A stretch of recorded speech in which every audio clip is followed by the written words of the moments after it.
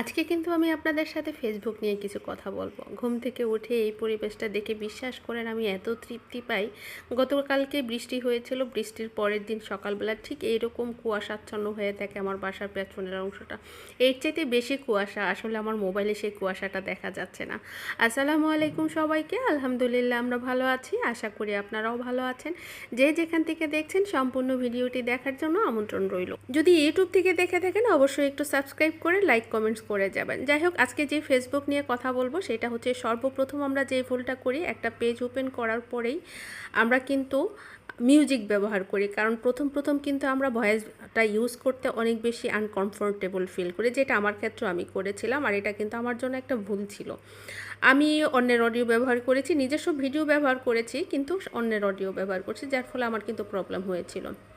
আরেকটা কাজ করি, সেটা হচ্ছে আমরা একই কমেন্ট করি বা ফলো টু ফলো বলি, ব্যাক টু ব্যাক বলি, আপনার পাশে আছি আপনি আমার পাশে থাকবেন, এই টাইপের কমন কিছু কমেন্টস করি, যেটা একদমই ফেসবুকের গাইডলাইনের বিরুদ্ধে। কিন্তু আপনি কিন্তু একটা ভিডিও রিলেটেড ছোট্ট করে হোক, সেটা অনেক বড় করে কমেন্টস করতে হবে ব্যাপারটা কিন্তু এরকম না। ভিডিও রিলেটেড একটা কমেন্টস করে যাবেন। আপনি ওই টাইপের স্প্যামিং কমেন্টসগুলি কখনোই করবেন না। বর্তমানে কিন্তু 2 মিলিয়নের উপরে পেজ ডিজেবল করে দিয়েছে শুধুমাত্র এই আনইউজুয়াল অ্যাক্টিভিটির কারণে। এখন আমাদেরকে জানতে হবে ফেসবুকটা যদি আমরা এখান থেকে আর্নিং করতে চাই, সবচাইতে গুরুত্বপূর্ণ যেটা সেটা হচ্ছে ফেসবুকের গাইডলাইন। আর ফেসবুকের গাইডলাইনগুলি যদি আপনি না মানেন কখনোই কিন্তু আপনি এখান থেকে সফল হতে পারবেন না। আমার পেজের বয়স 1.5 বছর। 1.5 বছরে আমি যেটা অনুভব করেছি, অন্যের কারো কন্টেন্ট, অন্যের কারো অডিও, অন্যের কারো ভিডিও কোনো কিছুই কিন্তু আপনার পেজে আপনি আপলোড দিতে পারবেন না। আর আপনি যদি সেটা করে থাকেন, আজ হোক কাল হোক আপনার পেজে কিন্তু কিছুটা প্রবলেম অবশ্যই হবে। এরপর আমরা অনেক সময় পেজটা ওপেন করার পরে কিছুদিন হয়তো বা লাইভ করি শখের বশবর্তী হয়ে, এরপরে লাইভটা ছেড়ে দিই। যে কাজটা আমিও ভুল করেছিলাম, আমি আমার ভুলগুলি আপনাদের সাথে বেশিরভাগ শেয়ার করতেছি।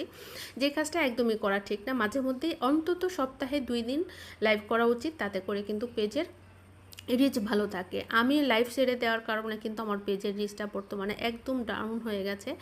আর ইদানিং আমি একটু চেষ্টা করতেছি। আর অনেকের ধারণা থাকে যে ফেস না দেখালে হয়তো বা এখান থেকে ইনকাম করা যায় না। এই কথাটাও কিন্তু একদম ভুল। যদিও আমার ফলোয়ার কম, আমার রিচ কম, আমার ভিউ কম, হয়তো বা আপনারা বিশ্বাস করবেন না যে আলহামদুলিল্লাহ আমি এখান থেকেও দুইবার পেমেন্ট পেয়েছি। আমার অল্প কয়েকটা ভিডিও ভাইরাল হয়েছে, তাতেই আলহামদুলিল্লাহ ভালো একটা অ্যামাউন্ট এসেছিলো। আমার যা এসেছে আমি মনে করি শুকরিয়া। ঘর সংসার, স্বামী সন্তান সব কিছু সামলিয়ে আমি আমাকে ক্যামেরার পেছনে রেখে যদি এখান থেকে যা কিছু ইনকাম করতে পারি, আমি মনে করি সেটাই আমার জন্য আলহামদুলিল্লাহ।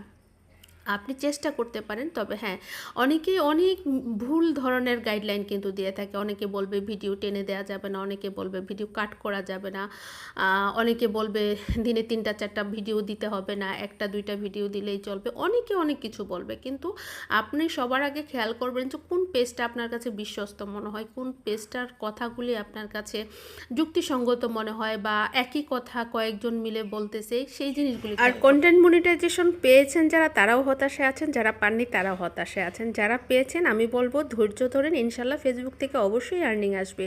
এই প্ল্যাটফর্ম আপনার স্বপ্ন পূরণ হবে, তবে আপনাকে লেগে থাকতে হবে। আর যারা কন্টেন্ট মনিটাইজেশন পাননি, বিশ্বাস করেন কন্টেন্ট মনিটাইজেশন নির্ধারিত কোনো ক্রাইটেরিয়া নেই। ফেসবুকের যাকে মনে হচ্ছে ঠিক তাকেই দিচ্ছে। বিশেষ করে যাদের ফলোয়ার কম, যাদের ফেসবুকের বয়স কম, তাদেরকেই কিন্তু কন্টেন্ট মনিটাইজেশনটা বেশি দিচ্ছে। ধৈর্য ধরে কাজ করেন, অবশ্যই সফলতা আসবে। যারা টেক রিলেটেড ভিডিও দেয় তাদের ভিডিওগুলি দেখেন এবং গাইডলাইন মেনে ইনশাল্লাহ সফলতা একদিন আসবে।